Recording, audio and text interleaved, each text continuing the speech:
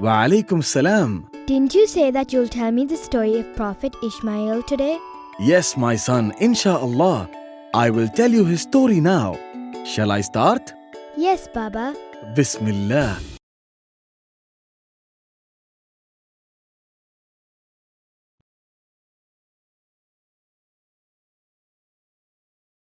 A long time ago, Prophet Ibrahim alayhi salam and his wife Sarah were traveling through a desert. They had been traveling for many days, and one day they happened to enter the territory of an evil king. The evil king came to know about the beautiful wife of the Prophet, and he wanted to take her. So he sent one of his soldiers to bring the Prophet to him. The soldier brought the Prophet before the king. "Who is the lady accompanying you?" asked the evil king. The Prophet replied that she was his sister. The evil king then asked the Prophet to bring Sarah to his court. He said that he wanted to meet this beautiful woman that everyone in his kingdom was talking about.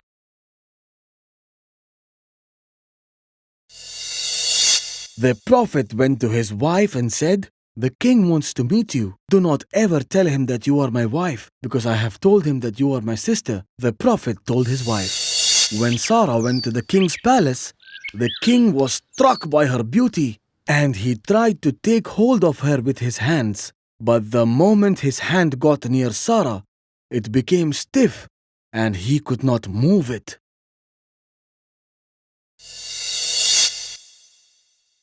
The evil king was scared and he requested Sarah, "Please pray to Allah for me, and I will never harm you." When Sarah prayed to Allah, his hands got cured miraculously. But the moment he realized that his hands were cured, the foolish king tried to take hold of Sarah again, and for the second time, his hands got stiff. The king couldn't move his hands at all. "Please pray to Allah for me. I shall never harm you again," said the king. Sarah prayed to Allah again and his hands got cured for the second time. This time the king realized that Sarah was no ordinary woman. So he gave Sarah a gift. He gave her one of his Egyptian maidservant, and her name was Hajar. She was then sent home. When Sarah returned home, the Prophet asked her what happened. "Allah taught that evil king a lesson, and he gave me a maid, Hajar," replied Sarah. Years passed and the Prophet grew old. His hair grayed, but he continued to call people back to Allah subhanahu wa ta'ala. Sarah too had grown old, and she realized that she would no longer be able to give birth to a child. So she asked the Prophet to marry their servant Hajar. She then prayed to Allah to bless them with a child. After a few months, Hajar gave birth to a child, and they named him Ismail. By now, the Prophet had grown very old. One day the Prophet woke up. He felt like Allah wanted him to do something. So he went to Hajar. "Get Ismail," he said. "Get ready for a long journey." Ibrahim alayhi salam and his wife with the baby in her arms kept traveling for a long time. They walked for many days till they reached the dry valley of the desert near the Al-Marwa mountain. There were no fruits, no trees, no food, and no water either. No signs of any life could be found in the valley. The Prophet then left his wife and son with a small amount of food and water.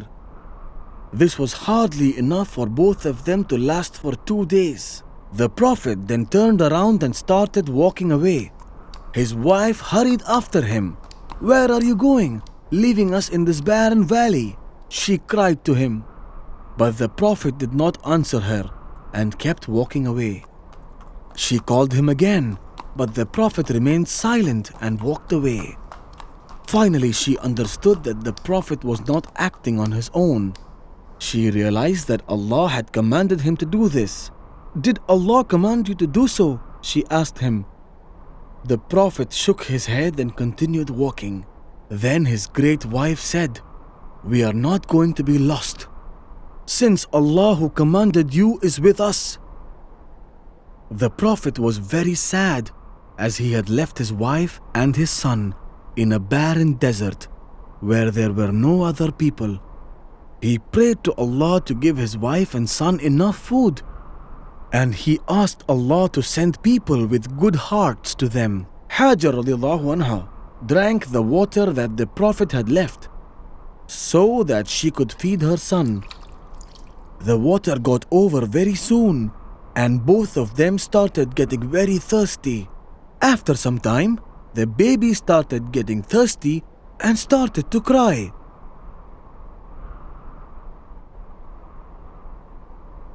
She ran to a hill close by called Al-Marwa, hoping that she might find somebody. She stood there hoping to find somebody, but she did not. Then she ran to the next mountain called Al-Safa, hoping to find someone from there. But she couldn't find anyone from there either. She kept running between these mountains 7 times.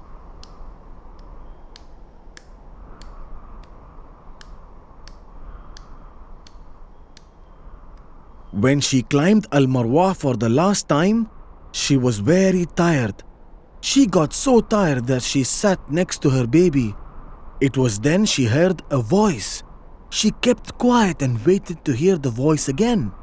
When she heard the voice for the second time, she said, "Oh, whoever you might be, you have made me hear your voice. Have you got something to help me?" That was when she saw an angel digging the earth. The angel kept digging till the water flowed from it. It was a miracle. When she saw the water, she ran toward it and started to build a basin around it. She scooped the water with her hands and drank from it. Then she filled the water bag and ran towards her child. This place where the water rose is called Zemzem. After a few days, some people were traveling through Mecca.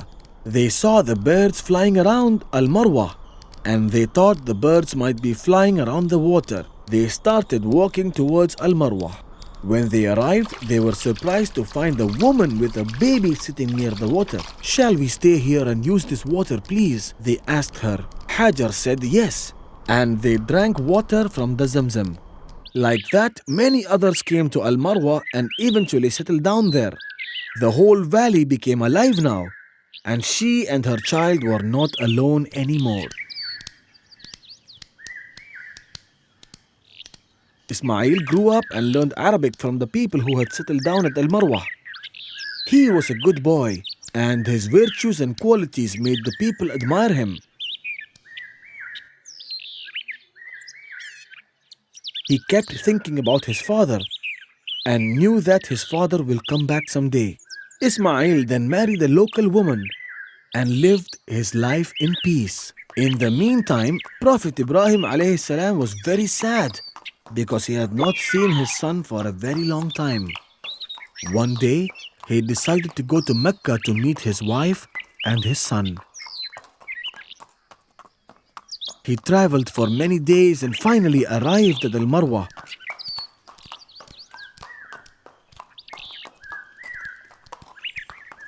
But it was very late. When he arrived, people told him that Hajar had died some time ago.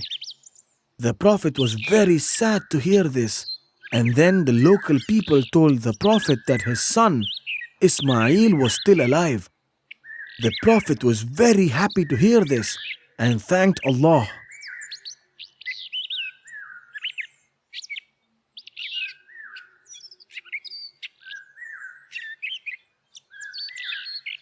When Ismail saw his father, he ran to him and hugged him very tightly. He could not believe his eyes. He was very happy to see his father after a long time.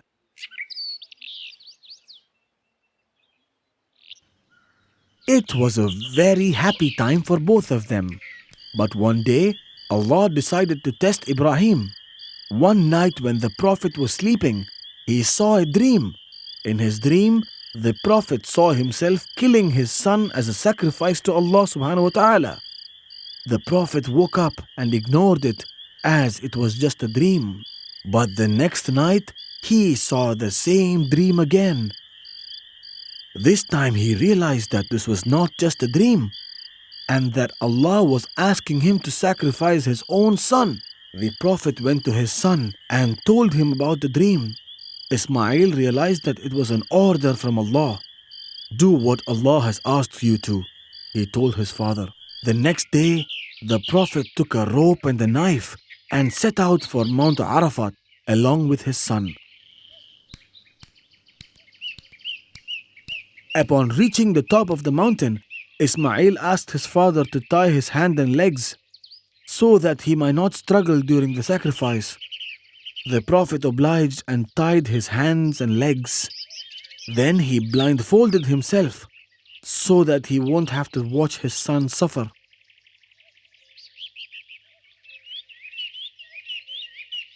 The Prophet raised his knife, but then suddenly he heard a voice from the sky. He took off his blindfold and saw a sheep being sent from heaven. Allah had sent a sheep to be sacrificed instead of Ismail. The Prophet was really happy because his son was going to be alive. The Prophet and his son had just passed a difficult test from Allah subhanahu wa ta'ala. Ibrahim alayhi salam slaughtered the sheep and they had a big celebration. The Prophet and his son kept calling people to worship Allah. They didn't have any place to worship Allah, so one day Allah ordered the Prophet to build a house. Allah has ordered me to build the Kaaba, the Prophet said to his son. And Ismail replied, do what your God has ordered you to do. The Prophet then asked his son if he help him build the Kaaba, and Ismail agreed. They started building the foundation of the Kaaba. Ismail alayhi salam brought the stones while Ibrahim alayhi salam built the house. When the walls got tall, Ismail brought a large stone for the Prophet to work by standing on it. This stone was called Maqam Ibrahim. When they completed the foundation and built the corners, Ibrahim asked Ismail to find the stone to fill the corner. I feel tired, Ismail said to his father. But when Ibrahim insisted, Ismail went searching for the stone. While he was gone, an angel got the Prophet a stone. The angel told him that this stone was brought to earth by Adam alayhi salam from paradise.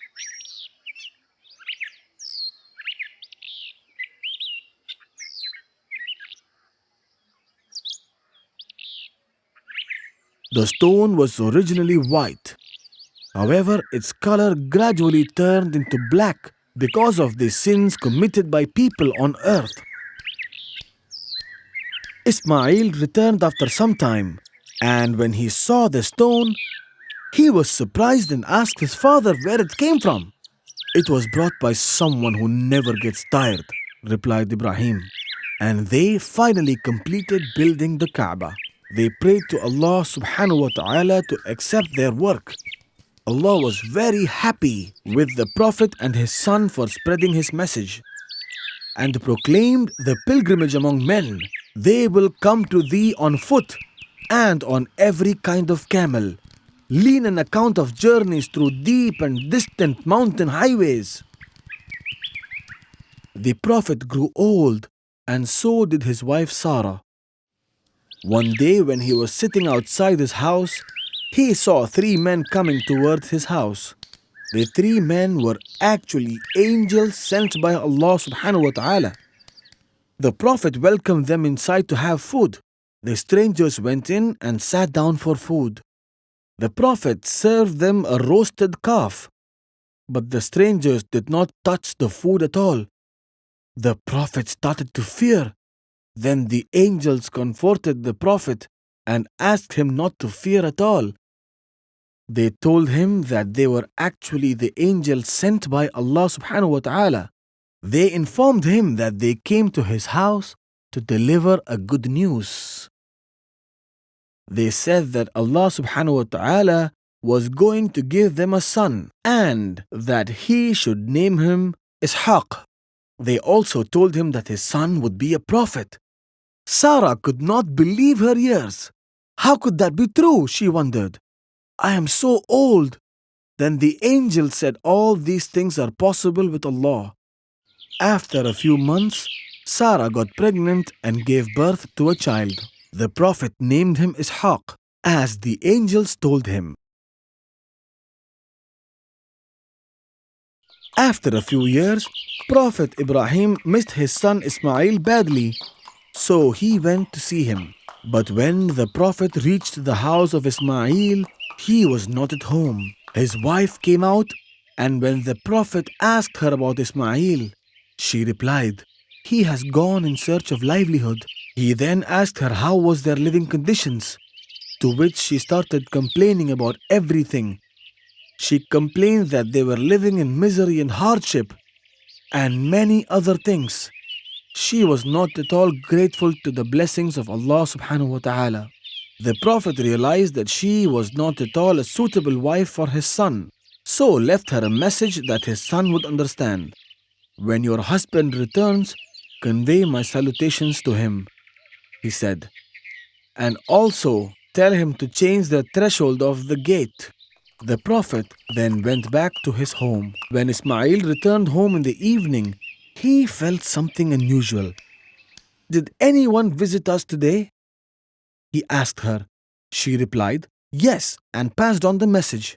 When Ismail heard the message, he realized that it was his father who visited him that day, and he understood the message that he gave her.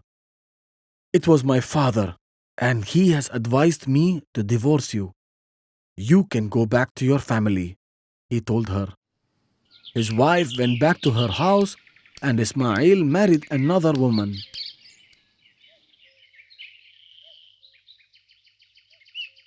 After a long time, Prophet Ibrahim again missed his son badly, so he visited his new house once again. When he arrived, it was his new wife who answered the door.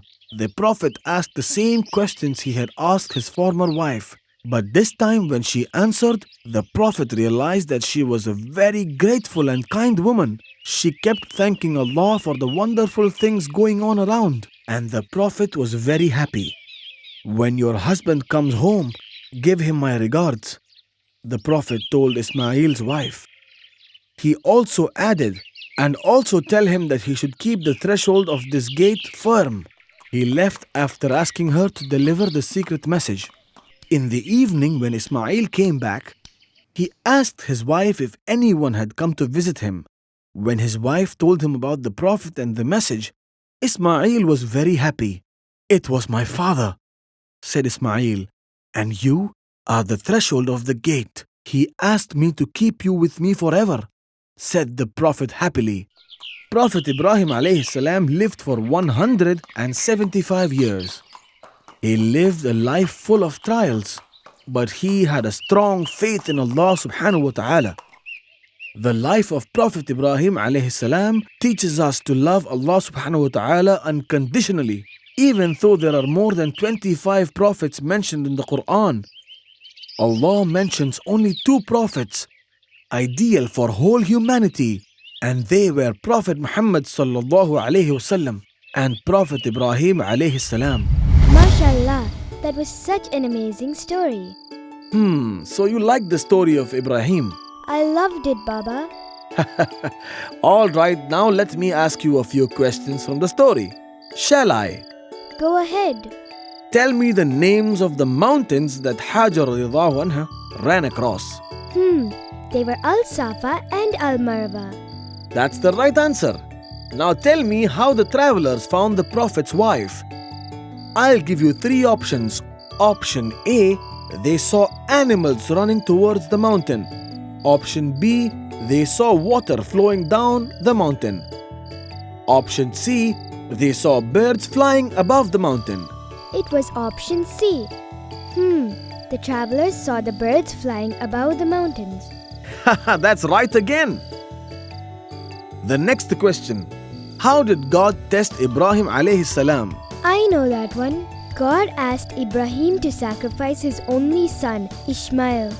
And did he sacrifice his son? No, just before the sacrifice, God told the Prophet that he was testing him. And God sent a sheep instead for the sacrifice. MashaAllah, that's the right answer. You are doing great, my son. Thank you, Baba. Why did the color of the stone that the angels brought turn from white to black? It was because of the sins committed by the people on earth. Excellent. And now for the last question. What was the name of the second son of the Prophet? It was Ishaq alayhi salam. Isn't that right, Baba? Yes, my son, that's the right answer. That's all for today. Insha'Allah, I will tell you the story of Prophet Ismail alayhi salam tomorrow. Which story are you going to tell me tomorrow? Insha'Allah, I will tell you the story of Prophet Ismail alayhi salam tomorrow. Thanks, Baba. Good night. Good night.